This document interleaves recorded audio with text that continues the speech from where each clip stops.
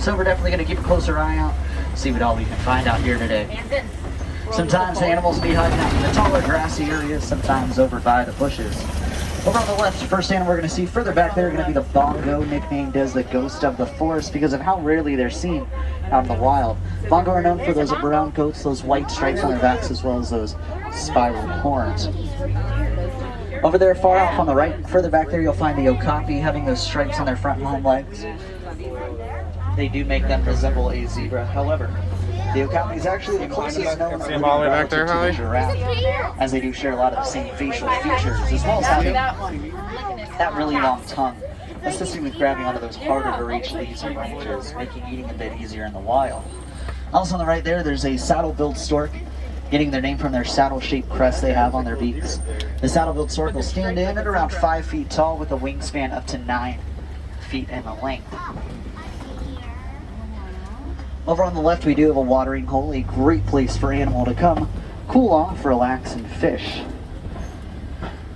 It's also going to be known as a great gathering spot for many of these animals out here in Africa, so we'll definitely be looking for more of these while we're out on the reserve today. Coming up here on the left, we do have a couple black rhinoceros laying against the log there, one on either side. The black rhino weighing in at around 3,000 pounds. They do have a pointed lip, helping them grab vegetation a bit easier out there in the wild. They are a very solitary, very territorial animal, and unfortunately there are less than 5,000 of those animals left in the world today. They're highly endangered. That's what he was saying.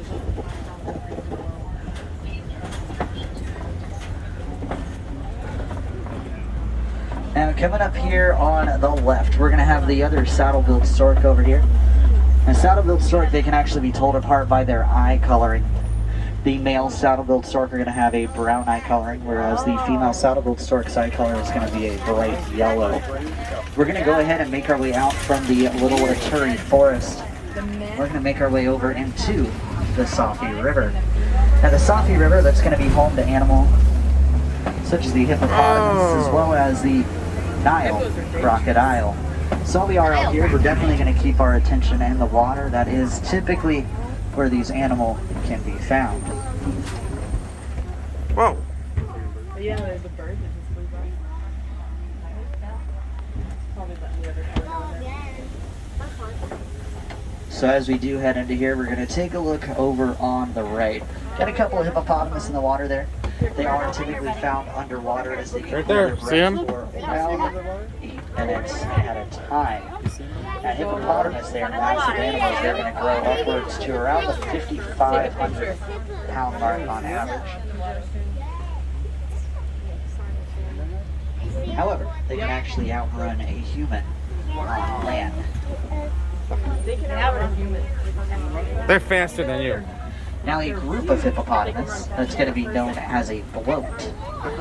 So we're going to see if we can find any more hippo coming up here on the left. On the left.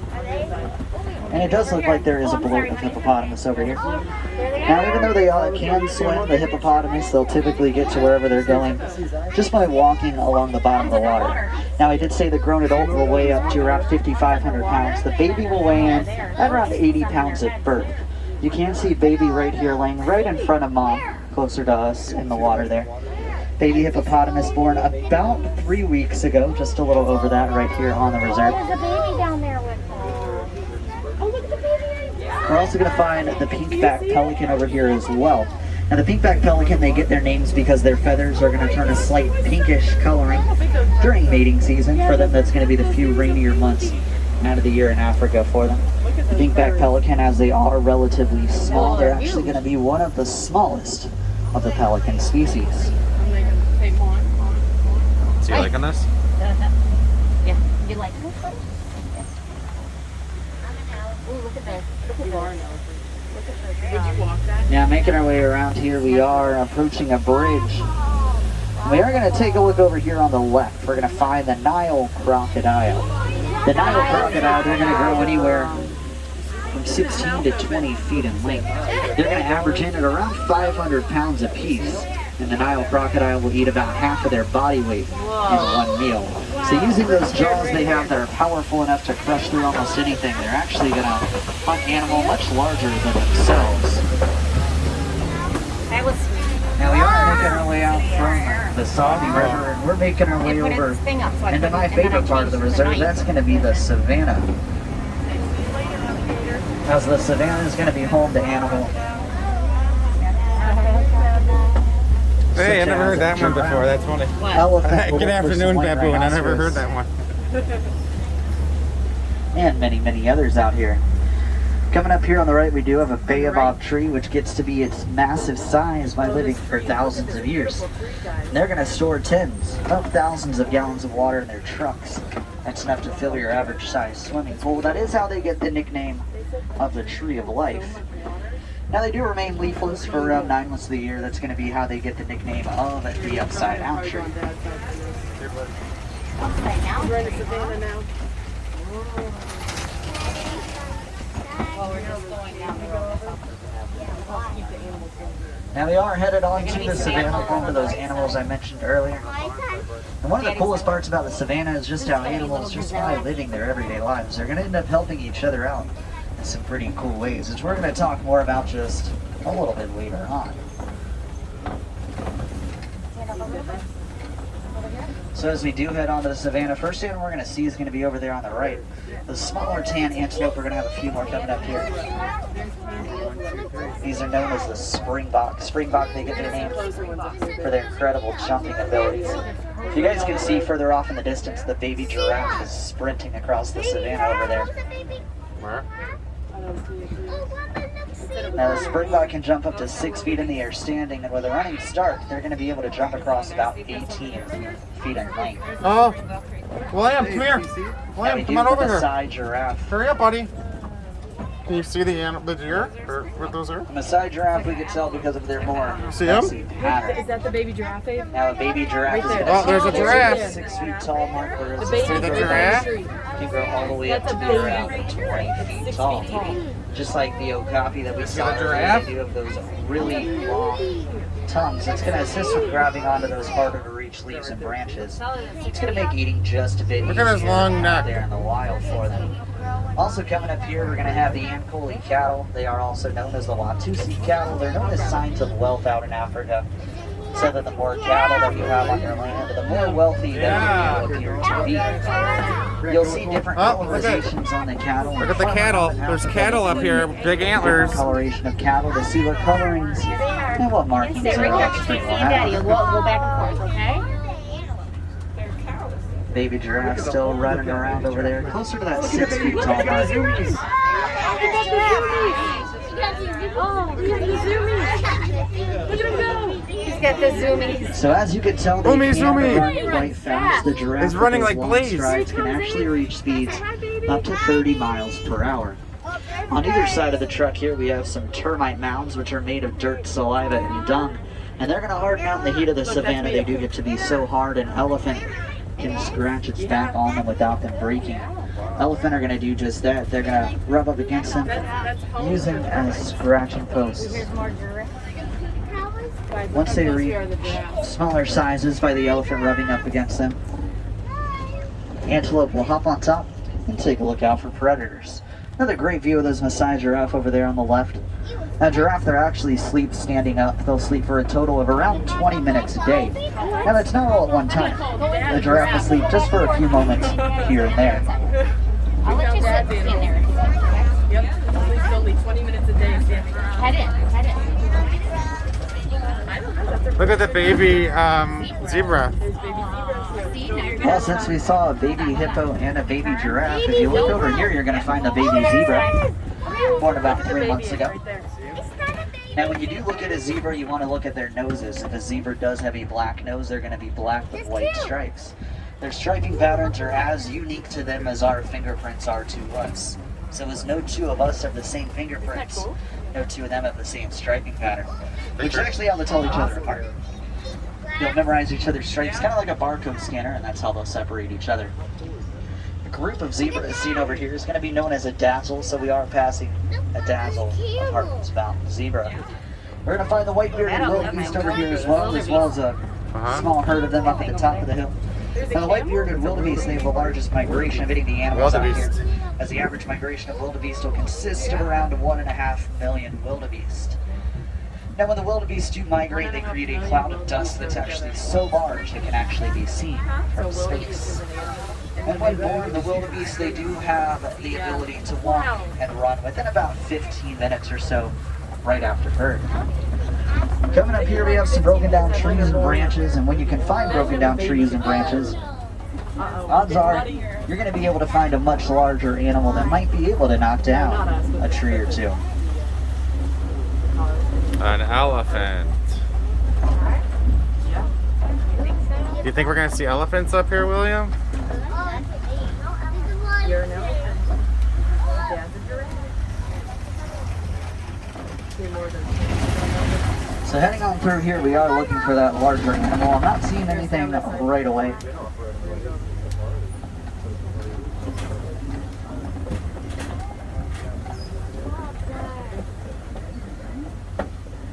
Anything in that water, William? Is there any animals in there?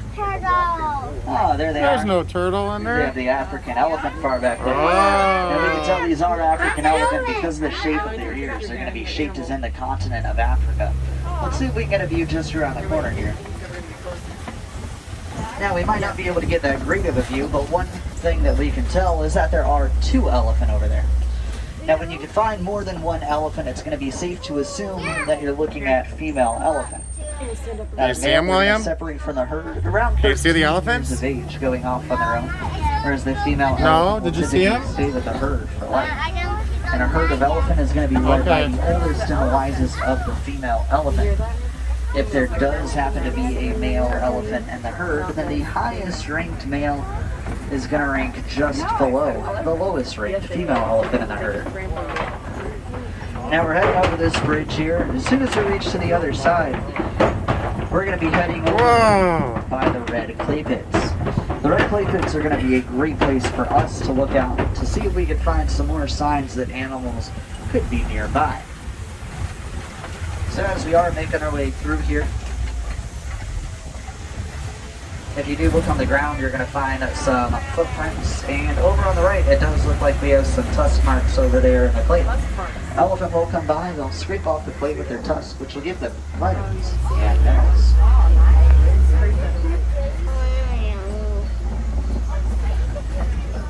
Now, out in the wild, elephant, they have been poached for their tusks made of ivory, and poachers will sell their tusks out in the black market. Thanks to many conservation efforts, thanks to many people becoming more aware of the problem, the number of elephant have been improving and increasing, which is going to be great for their population. Look, on mommy's side, there's gonna be And one more of the most elephants over impressive there. features about these animals See these marks in the tree? are going to be their trunks. As for the many purposes they're going to use their trunks for, they're going to use their trunks to pick up items as small as a quarter up off of the ground. They'll also use their trunks to pull down trees and branches, assist with eating and drinking, throwing dirt and water on their backs. And if they are fully submerged underwater, they can actually stick their trunks out of the water to be used just like a snorkel. You're definitely an elephant. Snorkel all the time. There is an elephant. No, I did say that the elephant will throw dirt and water on their backs. The water that's going to be used to cool themselves off, that definitely comes in handy, as they can store about 2 to 2.5 gallons of water in their trunks at a time. The dirt they're going to throw on their back, that's going to be used as a natural form of a sunscreen or bug repellent for the animal. Oh, bug repellent. Oh, we're going to the water. Now, when you do think of a really large animal like an elephant, you'll think of a pretty large baby, which is definitely the case with elephant. As for humans, the There we average go, we're pregnancy driving in is the around water. 9 months. Whereas for elephant, the average pregnancy is around 23 months, just shy of 2 years. And a baby elephant is going to be born weighing in at around the 350-pound mark. Hi! You wave for the elephant? Make your elephant sound. Wave in your ears. Now, coming up here, we are approaching a group of flamingo. These are the greater flamingo. They do get their pink coloring from the diet of shrimp that they eat. Wow. They are born gray, and it takes about 2 years or so for that colorization process to happen. If you are fans of hidden Mickeys, take a look at this island itself, as it's actually the second largest hidden Mickey on property. Hidden Mickey. First is going to be over by Epcot. It's going to be those solar panels that you're going to pass as you do make your way on into the park. let's head on through the gate here. We're going to be approaching the mud pit area. Mud pit area. Mud pit. Going to be a great place to find animals rolling around in the mud. I know they're going to be. Well, over here we're finding the white rhinoceros. Rhinos. Now we saw the black rhino earlier, weighing in at around 3,000 pounds. The white rhinoceros will weigh in significantly larger, just around the 5,000 pound mark. The black rhino, known for being a very solitary, very territorial animal, whereas the white rhino are the most social of any of the rhinoceros species. Now the reason we can find the white rhino over here typically is because they're going to use the dirt for the mud just like the elephant, as a natural form of a sunscreen or bug repellent for the animal. The white rhino, they do get their name from the mispronunciation of the Afrikaans word white, which does mean wide, since they do have those wider mouths as opposed to the black rhino with the more pointed lip. They sell them in an illegal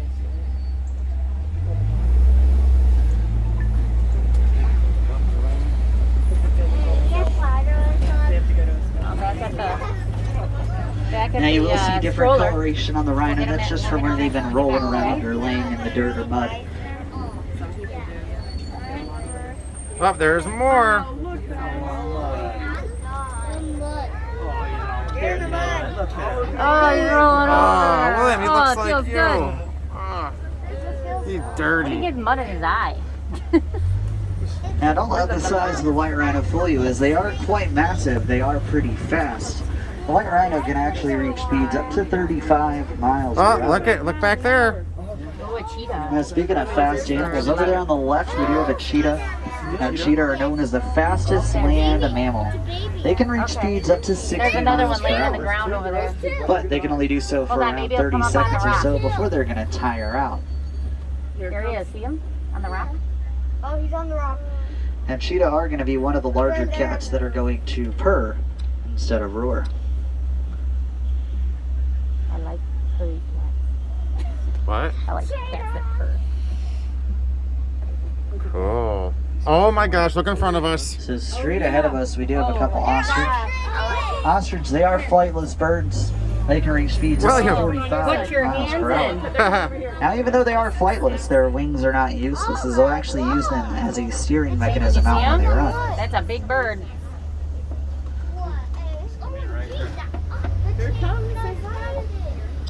Say hi. They're very Alright, let's get past these two, and then we are back on the move.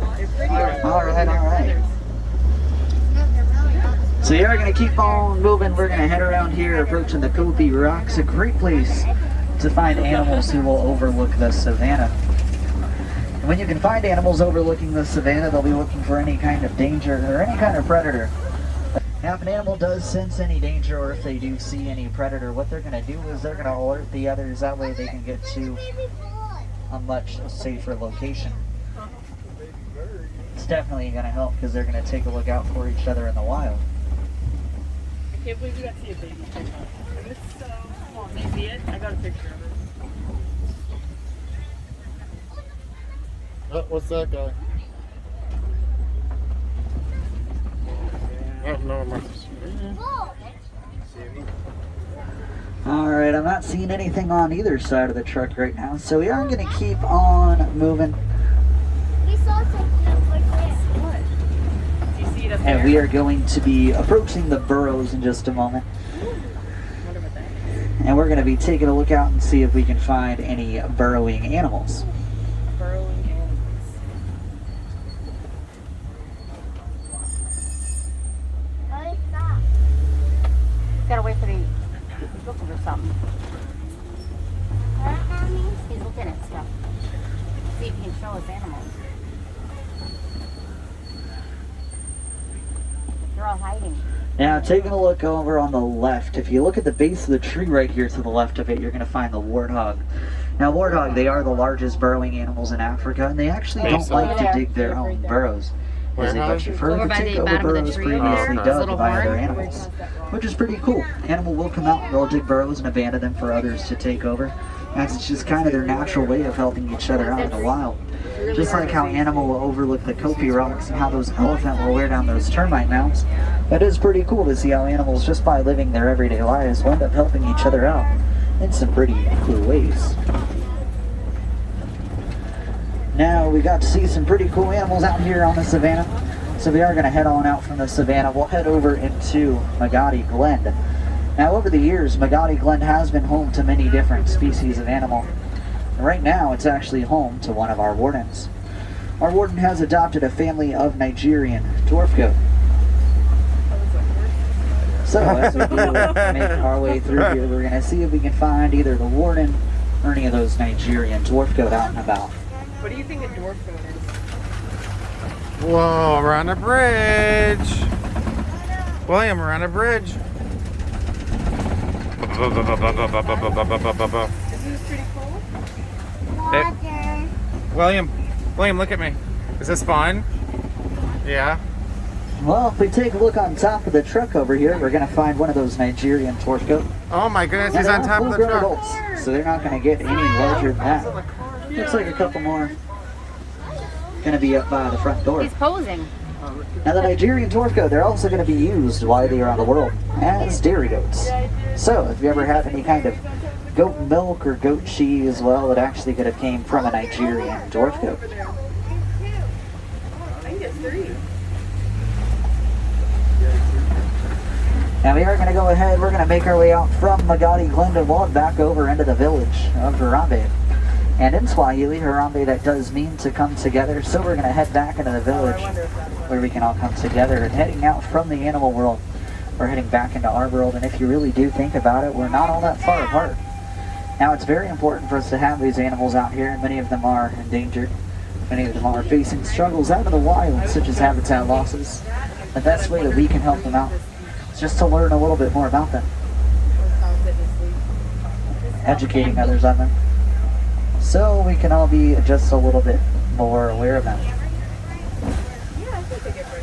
Whether this was your first, your 50th, or your 50th, great time Mask down. You to could do with your return.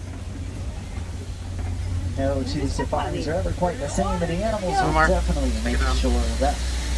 If you're looking to see more animal out here in Africa, right after the exit of this attraction, just up the hill to the right, you're going to find the entrance to Burrows. The walking trail leads to vast animals such as gorillas, meerkats, naked mole rats, love an underwater hippo viewing area, as well as a better look at the okapi that we saw earlier.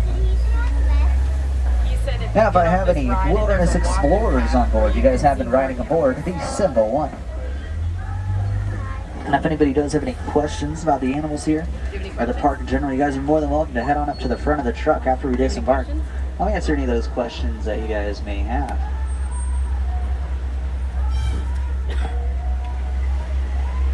This is the end, right, guys? Yep. It's the end. Whoa. Come hang out with the animals.